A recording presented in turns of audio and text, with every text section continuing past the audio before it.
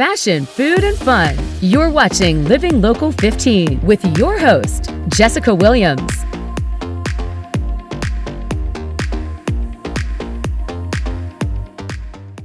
Good morning and welcome to Living Local 15. I'm Jessica Williams. Happy Veterans Day. On this special edition, I am at the Veterans National Memorial where no veterans will ever be forgotten. As I look behind me, I see over 58,000 names of fallen soldiers and veterans. So today we stand united as we celebrate and pay respect to those who have served our great nation.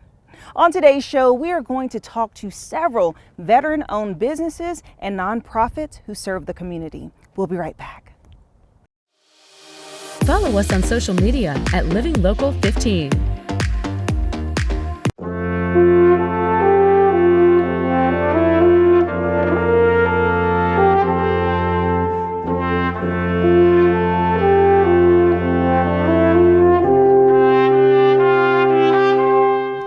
I am joined by Pat Frazier, who is the first vice commander here at the Veteran Museum. Hi, Pat. Hi, how are you, Jessica? Good. How are you doing? Doing real well. Yes, happy Veterans Day. Oh, yes. What a beautiful day. What It's a beautiful day. Thank you, God. Yes, thank you, God, and thank you for serving It's been an for the honor. Air Force. Yes. Oh, yeah. It's been an honor. Yes, and you serve now in the capacity of supporting this museum. So can you share more with us about the museum?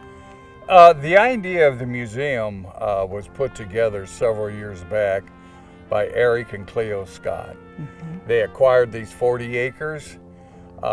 Their mantra was, no veteran will ever be forgotten. Mm-hmm. Now we've got these 40 acres with this beautiful wall. Yes. We've got monuments that will be next to none as far as being in the top part of the state. We're building a new chapel. Mm-hmm. As you can see, we have a new museum that is being put up.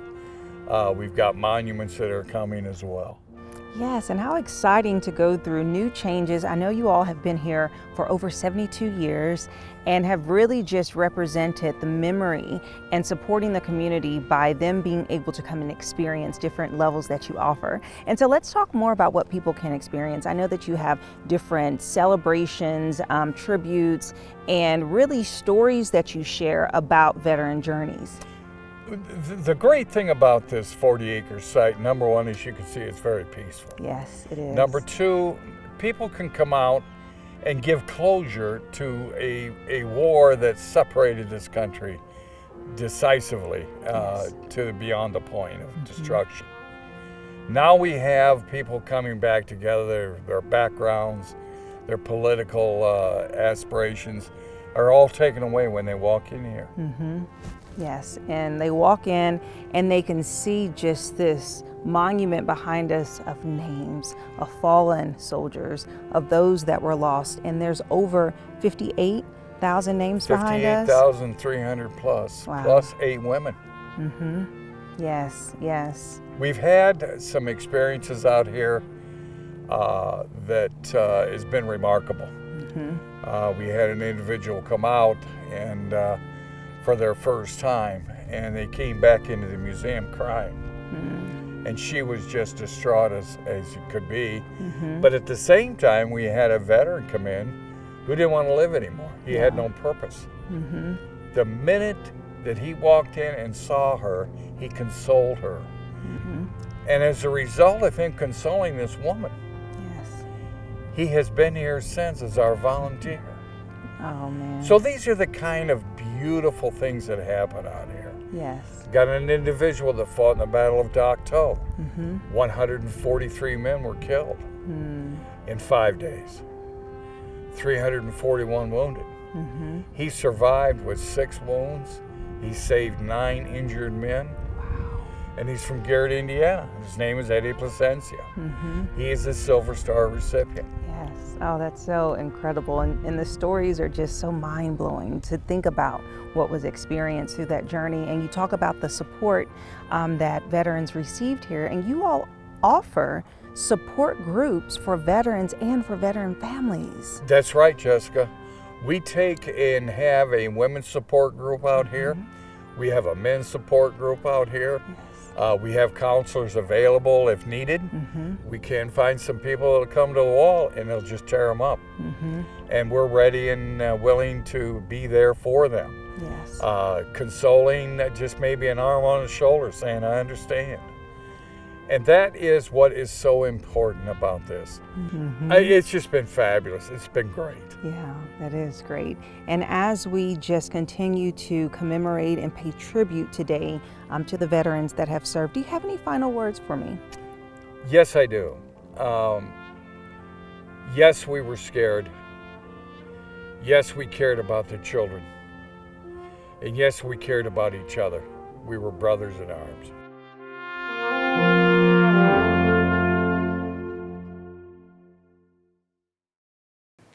The Shepherd's House helps veterans become self-sufficient, employed, and really give them the resources they need to succeed. With me today, I have Tracy Barr. Hi, Tracy. Hi, thanks for having me. I'm great. Yes, please share what you do with the Shepherd's House. Yes.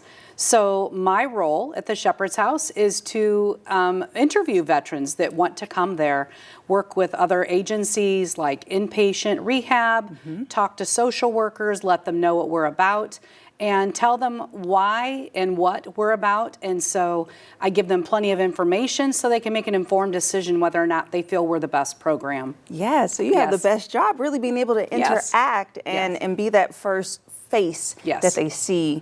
With today being Veterans Day, you know, we really wanted to highlight on all the important organizations, and you all are a nonprofit that offers so much service and support to our veterans. So can you dive deeper into what the Shepherd's House provides? Sure, absolutely. So Shepherd's House has been around for over 20 years, providing services to veterans.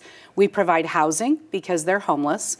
We provide clinical support to them for mental health counseling through licensed clinical social worker, therapist, case management, classes and recovery meetings, and also like employment assistance if they're employable and they're not disabled. We help them get a job so they can have a livable wage, save money while they stay at the Shepherd's House, eat amazing food prepared by our chef, and get their holistic life together. So ultimately what the goal is for them to leave better than they came, and also to secure permanent safe housing in the community. That's amazing. Yes. That's so great. And I love your good food. That's right. Yes. And healthy food. Right. Fruits, vegetables, along with good snacks. That's great. Yes. And it's so surprising, though, that over 23% of homeless are veterans. Yes. Like, why is that? You know, I've talked to so many veterans. We've served over 700 veterans in our organization. And some of them say, you know, we were trained to be survivalists. And some of us choose to not be part of society. We are trained, we can live in the woods in a tent. We can do it. Should we do that long term? Socially, probably not. Right. Maybe deteriorating mental health, things like that. But we want to make sure that every veteran gets out there. That's part of my job of, you know, PSAs and news and social media to know there is hope. If you want it, we're here. And so that's kind of the answer to the question. It's kind of an odd one, but they can get by on their own because they've been trained to be that way. They've been trained to be that way. I've never looked at it like that. Wow, what a perspective. And so when veterans come into your program, what is the typical time frame that they stay or that you allow for them to receive this type of support? Sure. So when they come into the program, the average length of stay is about 6 months. Okay. So some of them stay a little longer, some of them stay a little less. It's a clinically driven case management plan. Okay. So some of them have more things to work through than others. Whether it's physical health issues, they need to get some of their health matters straightened out, diabetes, heart, they've not gone to the doctor for years. So it just depends on the man, how old they are, how complicated it is, but usually about 6 months, sometimes up to a year. But then we want them to stay long enough to make sure there's a new foundation and things are put back together. Yes, that's great. And I know that you support all adult age because that's when, of course, you can serve. And so what is the typical process for anyone who is interested in joining the Shepherd's House? House? Well, fortunately, we have a fantastic VA medical center 1 mile from us, and oftentimes men will just walk in to their facility, and their homeless team will screen them, see what they're about, what their resources are, and then they go through the vetting process, and they'll send them to us. Or a man staying in a hospital here locally, and he says, I'm a veteran. I have nowhere to go once you discharge me. Those social workers, we've networked with them as well. They'll call us. Or substance abuse treatment at Parkview Behavioral or Park Center. They send men to us that way. So we get them all over the place and literally all over the state too as well, because we're just a little unique in that. Yes. And we offer, at no charge to them, if they're a qualifying veteran, treatment and housing, and then get them back on their feet. Wow. Yeah. That is so much. Treatment, housing, and getting them back on their feet. And this is different, of course, from a halfway house. Yes. Can you talk about the difference between the two? Yeah, and there are some great halfway houses in Fort Wayne, but we are veteran focused, first of all. We have a partnership with the VA and other VA, like Vet Center in Fort Wayne, where men can get veteran specific services from a veteran, often a peer, in counseling and the social work. We also have on staff case management at master's level. We have a therapist. So they're going to get high level care in our building on a regular basis, which kind of sets you apart from just being a place for shelter and food, which is, there's a place for that. But we feel like with the veterans, there's usually more that they need, and we're able to provide that. Yes. Yeah. That is so wonderful. Thank you so much for sharing this important information and getting the word out for those who may need it. Thank you, Tracy. Thank you. And there it is. She has shared so much vital information about how the Shepherd's House is supporting veterans around our community. We'll be right back. Have an idea for the show? Want to find out how you can be a guest? Contact us at livinglocal15@wayne.com. Providing unique services to the community. Today we have a veteran-owned business, Dawgs Junk Removal, and representing is Donovan, who is the operations manager. Hi, Donovan. Hello. How are you? Doing pretty well. How about yourself? Doing wonderful, thank you. So share with us about your company, the Dawgs Junk Removal. Well, Fire Dogs came about with our CEO, Bennett Grove. He was a fire dog, which fire dog is a term in the military for an individual who graduates through the DoD Fire Academy. He served in the Air Force and Air National Guard. Our company is founded on the same principles as a firefighter and military. Okay, wonderful. And share with me the services that you offer and the way that you provide support to the community. We provide junk removal, hauling services, demolition, labor only, and various other services within that. Within the community, we actually are running an event currently, Curbsides for Charity. So we are going to donate 100% of the proceeds for that to the rescue mission. Oh, that's wonderful. That's exciting. And how long have you been with the company? I've been with the company for 1 year and 2 months. Okay, and what has been one of the most exciting experiences that you've had? I feel like within this company, there is a ton of room for growth. I've been provided with a whole bunch of opportunities with that. This company is founded on, like I said, very great principles, a very strong guiding principle and mission statement, which our mission statement is to build leaders and pursue growth while providing award-winning service. And then also our guiding principle is to treat every customer the way you want your family to be treated. Yes, the Dawgs Junk Removal is a veteran-owned company, and you hire veterans. So tell me about what makes a veteran such a great employee. Well, a veteran is very selfless. They put others before themselves, with them being a part of that 1% and signing on the dotted line, and taking whatever comes with that. Not only that, they are working for an organization with very strong principles and values. Yes, yes, and you are a veteran. Thank you for your service. Yes, ma'am, thank you. And yes, and share with me just your experience serving, for the United States. It has been a great experience. I myself also am a fire dog, military firefighter. So I've had some great experiences, and I've learned a lot, and it's just been a great journey so far. Yes, that's wonderful. And share with our viewers if there are any veterans that are watching and maybe they're interested in becoming a part of your organization and becoming employed, what type of advice would you give them? The advice I would give them is just to apply. We are strongly encouraging veterans to join and become a part of this team. Okay. That's wonderful. Well, thank you so much for coming in, Donovan, and sharing about the Fire Dog Junk Removal. And what is your website? FireDawgsJunkRemoval.com. Okay, thank you so much. Thank you. And we will have that information listed below so you can learn more about the Fire Dogs and their upcoming event. And we'll be right back.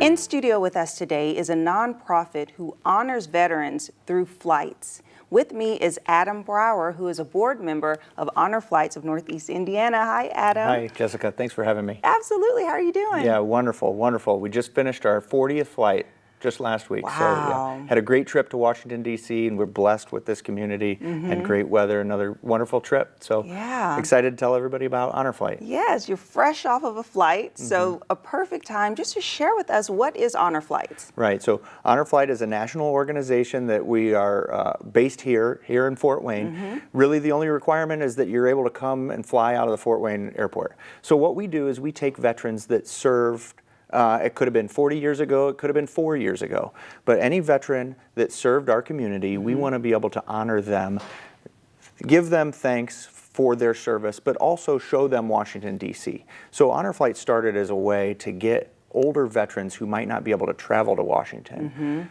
a chance to see those memorials. As our veteran community is getting a little younger in terms of veterans that we're able to take, it's started to morph into an organization that we want to be able to bring the thanks to them, though.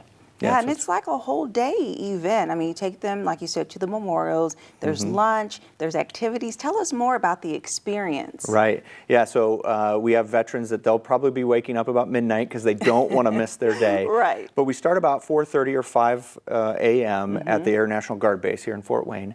And we'll do breakfast, we'll do a presentation. Then we actually charter an airline, American Airlines Airbus A321. We have 189 seats for veterans, guardians, what we call, and staff. Guardian is somebody that's assigned to a veteran, typically a loved one, to be able to support them throughout the day.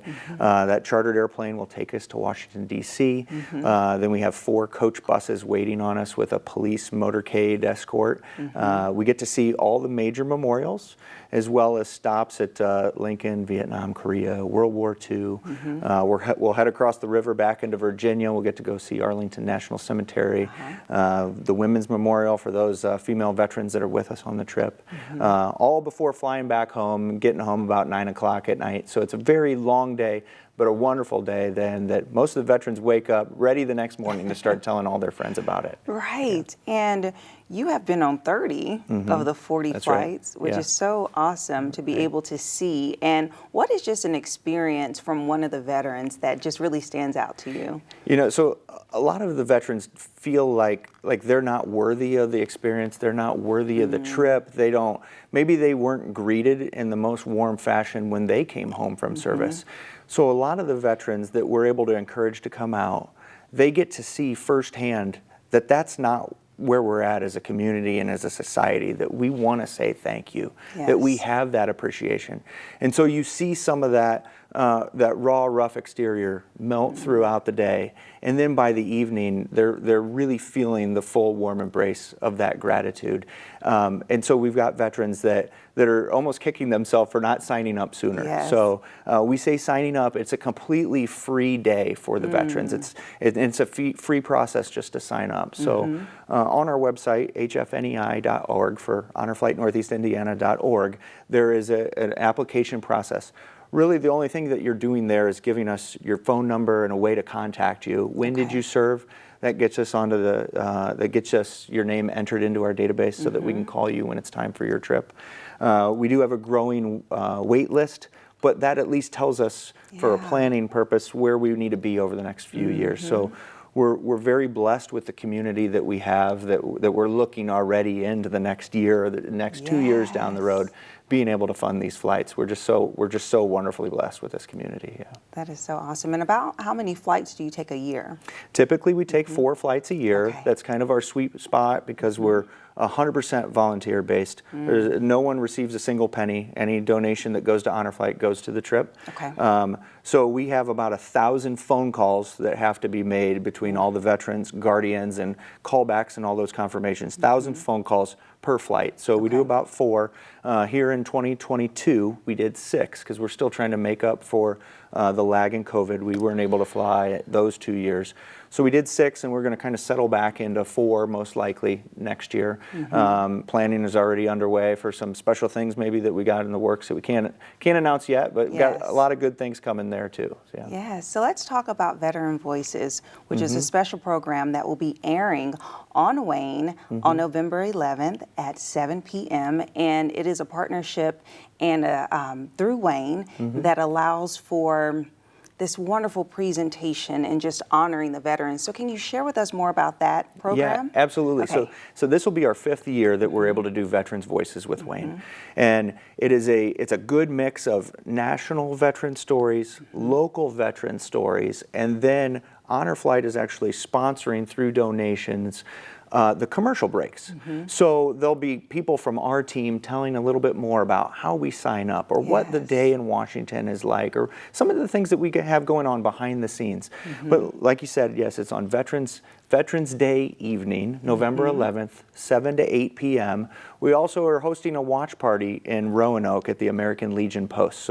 So that evening at 6 o'clock, we're going to do dinner, and then we'll all tune the TVs over to WANE TV, and we'll start watching at 7 with everybody else that maybe isn't able to join us. But it'll be a great program, a lot of local stories here, and even some live footage that we did last week out when we were in Washington. Yes, well that sounds so exciting to be able to watch it and see that experience unfold in front of our eyes. So thank you, Adam, for coming in and sharing about this. Thank you. And if you want more information about the Honor Flights organization, you can see it below through the website and check out this amazing special that will be on November 11th at 7 p.m. and we'll be right back.